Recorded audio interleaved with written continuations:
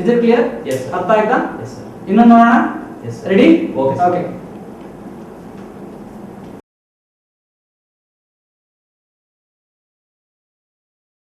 So you are absolutely correct. Answer is 300 divided by 6.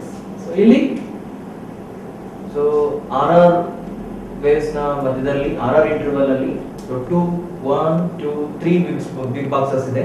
So ಮುಂದೆ ನೋಡ್ತಾ ಹೋಗಿ ಹಂಗೆ 1 1 so 1 almost 2.2 ಅಷ್ಟು ಬರ್ತಾರೆ. So you Yes. can consider it as a Two. two big boxes. Yes. Two big boxes. So alternate ಎಷ್ಟು ಬರುತ್ತೆ ಅಂದ್ರೆ 300 divided by 2 is equal to 150 ಬರುತ್ತೆ. ಸೊ ಹಾರ್ಟ್ ರೇಟ್ ಯಾವುದು 60 ಗಿಂತ ಕಡಿಮೆ ಇರುತ್ತೆ ನಾವು ಬ್ರಾಡಿಕಾರ್ಡಿಯಾ ಅಂತ ಕರಿತೀವಿ. ಹಾರ್ಟ್ ರೇಟ್ ಯಾವುದು 100 ಗಿಂತ ಜಾಸ್ತಿ ಇರುತ್ತೆ ನಾವು ಟ್ಯಾಕಿಕಾರ್ಡಿಯಾ ಅಂತ ಕರಿತೀವಿ. ಸೊ ನಾವು ಹಿಂದೆ ಏನು ಸ್ಲೈಡ್ ತೋರಿಸಿದ್ವಿ. So this is sinus bradycardia. Okay, ಎಷ್ಟಿದೆ ಹಾರ್ಟ್ ರೇಟ್ ಇಲ್ಲಿ 50 ಇದೆ, ಅಂದ್ರೆ 60 ಗಿಂತ ಕಡಿಮೆ ಇದೆ, ಅದನ್ನ ನಾವೆಂತ ಕರಿತೀವಿ ಬ್ರಾಡಿಕಾರ್ಡಿಯಾ ಅಂತ ಕರಿತೀವಿ. So this is called as sinus bradycardia. So this is tachycardia na bradycardia? Tachycardia. Tachycardia. Why? Because the heart rate is more than 100. 100 ಗಿಂತ ಜಾಸ್ತಿ ಇದೆ, ಹಾಗಾಗಿ ನಾವು ಇದನ್ನ sinus tachycardia ಅಂತಲೇ ಕರಿತೀವಿ. ಅರ್ಥ ಆಯ್ತಾ? Yes. So rule of third is clear? Yes. ಅರ್ಥ ಆಯ್ತು? Very good. ಇದು ನಿಮಗೆ ಈಸಿ ಆಗಲಿ ಅಂತ ಹೇಳಿ ನೆನಪಿಡೋಕೆ ಈಸಿ ಆಗಲಿ ಅನ್ನೋ ಕಾರಣಕ್ಕೆ ಇದನ್ನ ಇಲ್ಲಿ ಮೆನ್ಷನ್ ಮಾಡಿದೀವಿ. ಸೊ ಆರ್ ಇಂಟರ್ವಲ್ ಅಕ್ಕಪಕ್ಕನೇ ಬಂತು. ಇಲ್ಲಿ ಒಂದು ಆರ್ ಇದೆ, ಮತ್ತೊಂದು ಇಲ್ಲಿ ಆರ್ ಇದೆ ಅಂತಂದ್ರೆ ಅದರ ಹಾರ್ಟ್ ರೇಟ್ ಮುಂದಿರುತ್ತೆ. ಸೊ ಸಿಂಪಲ್ ಆಗಿ ಹೇಳ್ಬೇಕು ಅಂತಂದ್ರೆ ಬಿಗ್ ಬಾಕ್ಸ್ ಒಂದೇ ಇದೆ ಅಂತಂದ್ರೆ heart rate 300. So big box ಎರಡಿದೆ, ಆರ್ ಇಂಟರ್ವಲ್ ಮಧ್ಯದಲ್ಲಿ ಬಿಗ್ ಬಾಕ್ಸ್ ಎರಡಿದೆ ಅಂತಂದ್ರೆ ಹಾರ್ಟ್ ರೇಟ್ 150 ಇರುತ್ತೆ. ಆರ್ ಇಂಟರ್ವಲ್ ಮಧ್ಯದಲ್ಲಿ ಬಿಗ್ ಬಾಕ್ಸ್ 3 ಇದೆ, ದೊಡ್ಡ ಬಾಕ್ಸ್ 3 ಇದೆ ಅಂತಂದ್ರೆ ಹಾರ್ಟ್ ರೇಟ್ 100 ಆಗುತ್ತೆ. ಆರ್ ಇಂಟರ್ವಲ್ ಮಧ್ಯದಲ್ಲಿ ಬಿಗ್ ಬಾಕ್ಸ್ 4 ಇತ್ತು ಅಂತಂದ್ರೆ ಹಾರ್ಟ್ ರೇಟ್ 75 ಆಗುತ್ತೆ, ಅಂದ್ರೆ 75. ಸೊ ಆರ್ ಇಂಟರ್ವಲ್ ಮಧ್ಯದಲ್ಲಿ ಬಿಗ್ ಬಾಕ್ಸ್ 5 ಇದೆ ಅಂತ ಅಂದ್ರೆ 60 ಆಗುತ್ತೆ ಹಾರ್ಟ್ ರೇಟ್. 6 ಇದೆ ಅಂತ ಅಂದ್ರೆ 50 ಆಗುತ್ತೆ. ಐ ಥಿಂಕ್ ನಿಮಗೆ ಅರ್ಥ ಆಗಿದೆ ಅಂತ ಅನ್ಕೋತೀನಿ. ಇದು ಕ್ಲಿಯರ್? ಅರ್ಥ ಆಗಿದೆ? Great, very good. Okay, so ನಾವೆಲ್ಲರೂ 12 ಲೀಡ್ ಇಸಿಜಿ ಅಂತ ತಗೋತೀವಿ. 12 ಲೀಡ್ ಇಸಿಜಿ ಅಂತ ಅಂದ್ರೆ ಇದರಲ್ಲಿ 1 AVL, V1, V2, V3, V4, V5, V6 ಅದರ ಜೊತೆಗೆ 2, 3 AVF ಸೇರ್ಕೊಳ್ಳುತ್ತೆ. ಇದೆಲ್ಲ ಸೇರಿಸಿದ್ರೆ ನಾವು 12 ಲೀಡ್ಸ್ ಅಂತ ಹೇಳಿ ಕರಿತೀವಿ. ಈ 12 ಲೀಡ್ ಅಲ್ಲಿ ಮತ್ತೆ ಇದು ಎರಡು ಭಾಗ ಡಿವೈಡ್ ಆಗುತ್ತೆ. ಯಾವ್ದಪ್ಪ ಅಂತಂದ್ರೆ ಆಂಟಿರಿಯರ್ ಲೀಡ್ಸ್ ಮತ್ತೆ ಇನ್ಫೀರಿಯರ್ ಲೀಡ್ಸ್. ಆಂಟಿರಿಯರ್ ಲೀಡ್ಸ್ ಅಂತ ಅಂದ್ರೆ ಇದರಲ್ಲಿ ಮುಂದೆ ಮತ್ತೆ ಡಿವೈಡ್ ಆಗುತ್ತೆ, ನಾವು ಮುಂದೆ ಎಕ್ಸ್ಪ್ಲೈನ್ ಮಾಡ್ತೀವಿ. ಆಂಟಿರಿಯರ್ ಲೀಡ್ ಅಲ್ಲಿ 1 AVL ಇಸ್ ಮ್ಯಾಂಡೇಟರಿ, ಬಂದೇ ಬರುತ್ತೆ, ಗೊತ್ತಿರಬೇಕು. ಆಂಟಿರಿಯರ್ ಲೀಡ್ ಏನು ಬರುತ್ತೆ? 1 AVL ಜೊತೆಗೆ V1 to V6. I think ನಾವು ಚೆಸ್ಟ್ ಲೀಡ್ಸ್ ಅನ್ನ ಪ್ಲೇಸ್ ಮಾಡ್ಬೇಕಾದ್ರೆ ಇದೇ ಆರ್ಡರ್ ಯೂಸ್ ಮಾಡಿದ್ವಿ, ನೆನಪಿದೆಯಾ? Yes, sir. So V1, V2, V3, V4, V5, V6 ಅಂತ ಹಾಕಿದ್ವಿ. ಅದೇ ಇದು ಆಂಟಿರಿಯರ್ ಲೀಡ್ಸ್. ಅದ್ರ ಜೊತೆಗೆ ಯಾವ್ದು ಆಡ್ ಆಗಿದೆ? 1 ಮತ್ತೆ AVL. I am just repeating. 1 AVL, V1 to V6 is anterior leads. 2, 3 AVF is inferior leads. So 12 leads divide ಆಗ್ತಾ ಇದೆ ಯಾವುದಾಗಿ? ಆಂಟಿರಿಯರ್ ಆಗಿ ಮತ್ತೆ ಇನ್ಫೀರಿಯರ್ ಆಗಿ. ಆಂಟಿರಿಯರ್ ಅಲ್ಲಿ 1 AVL, V1 to V6 ಬರುತ್ತೆ. ಇನ್ಫೀರಿಯರ್ ಲೀಡ್ ಅಲ್ಲಿ 2, 3 AVF ಬರುತ್ತೆ. ಅರ್ಥ ಆಯ್ತಾ? ಸೊ ಜಸ್ಟ್ ರಿಪೀಟ್ ಮಾಡಿ ನೋಡೋಣ. ಆಂಟಿರಿಯರ್ ಲೀಡ್ಸ್ ಏನು ಬರುತ್ತೆ? 1 AVL, V1 to V6. Inferior lead ಅಲ್ಲಿ 2, 3 AVF. ಇದಿಷ್ಟು ಇನ್ಫೀರಿಯರ್ ಬರುತ್ತೆ. ಇದು ಅರ್ಥ ಆಯ್ತಾ? Yes. ಓಕೆ, ಮತ್ತೆ ಆಂಟಿರಿಯರ್ ಡಿವೈಡ್ ಆಗುತ್ತೆ, ಅದನ್ನ ಮತ್ತೆ ನಾನು ಮುಂದೆ ಹೇಳ್ತೀನಿ.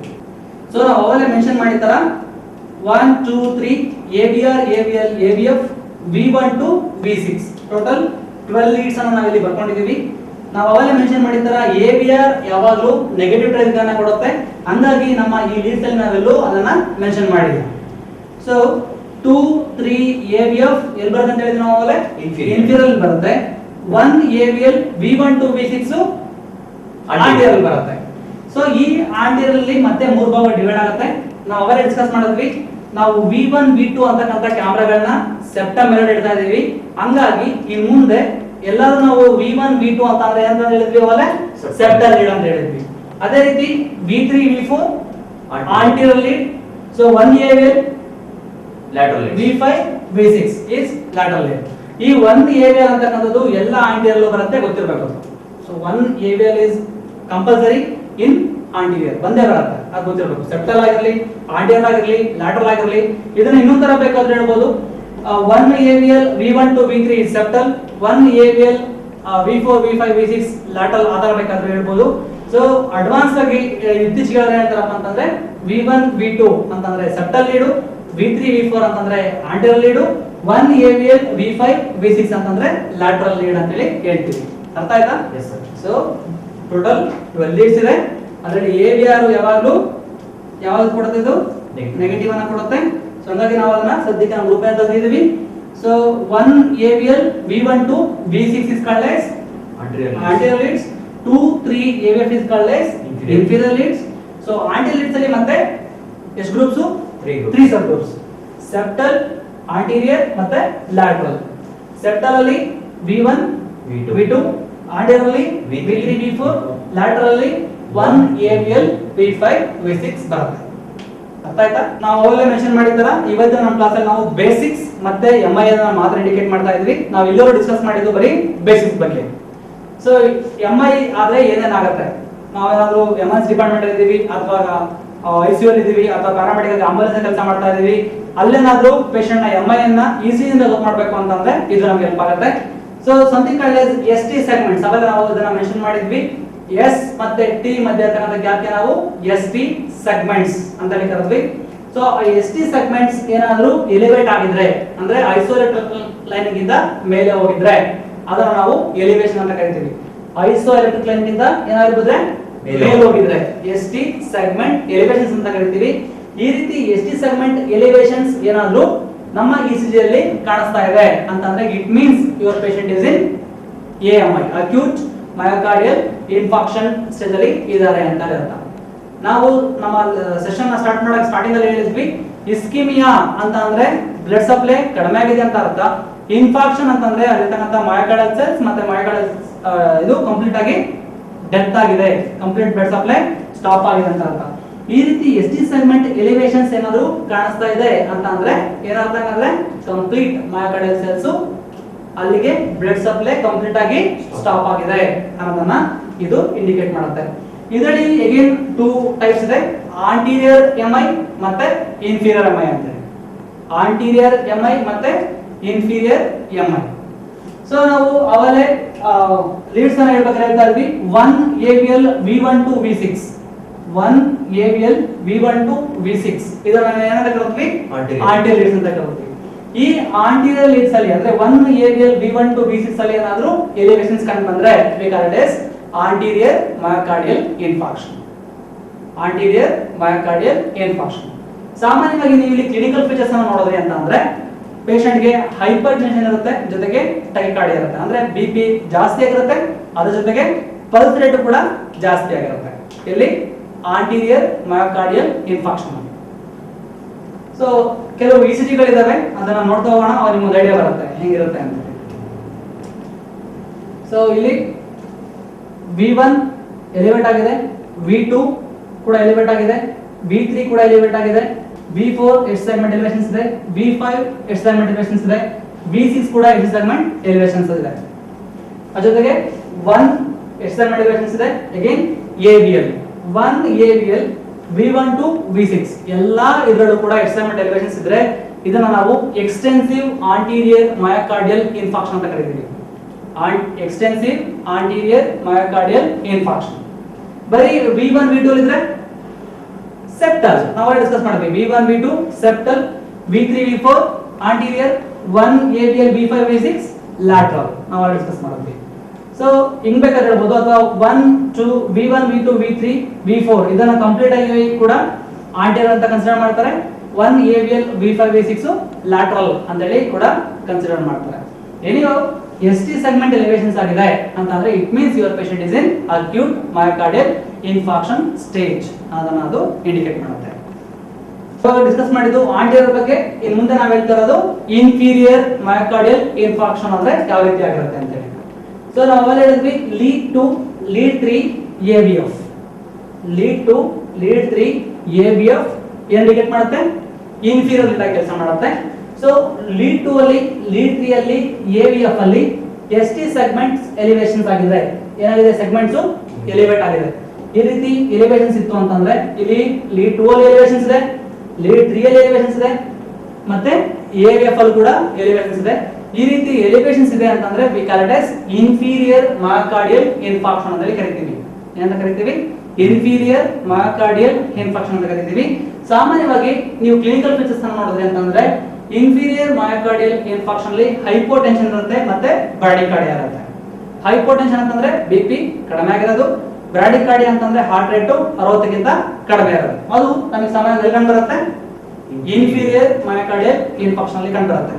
ಬೈ ಚಾನ್ಸ್ ನಿಮ್ಮ ಪೇಷಂಟ್ ಗೆ MI ಆಗಿದೆ, ನಮ್ಮ ಹತ್ರ ECG ಎಲ್ಲ ಏನೋ ನೋಡ್ತಾ ಇದೀವಿ, ವೈಟಲ್ಸ್ ಚೆಕ್ ಮಾಡ್ತಾ ಇದೀವಿ.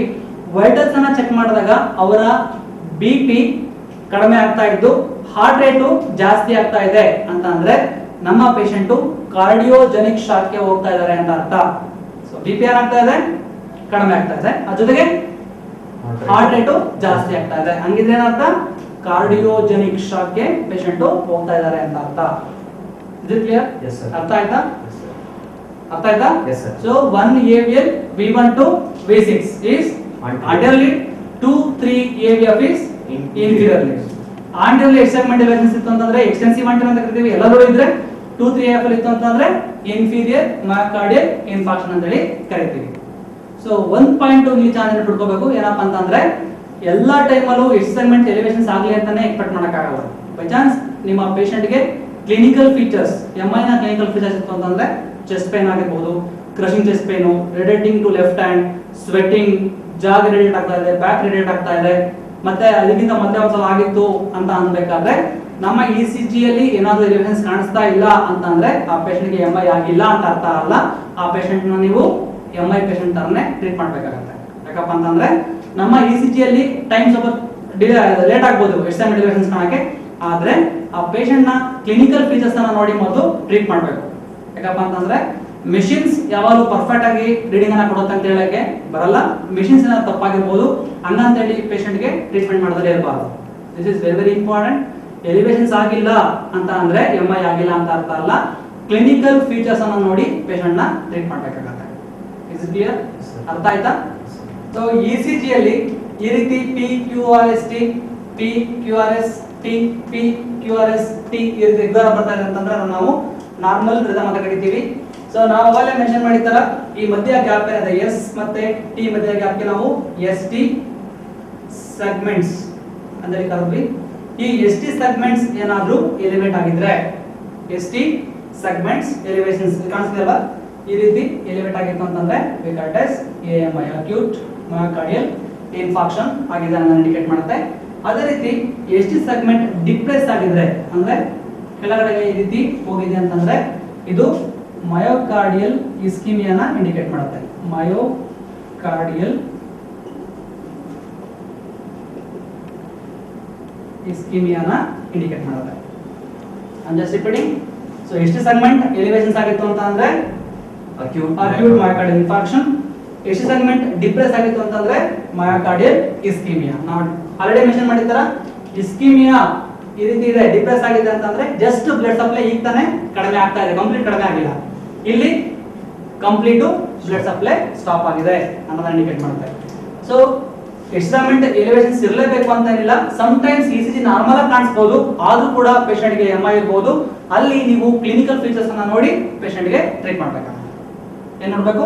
Clinical features.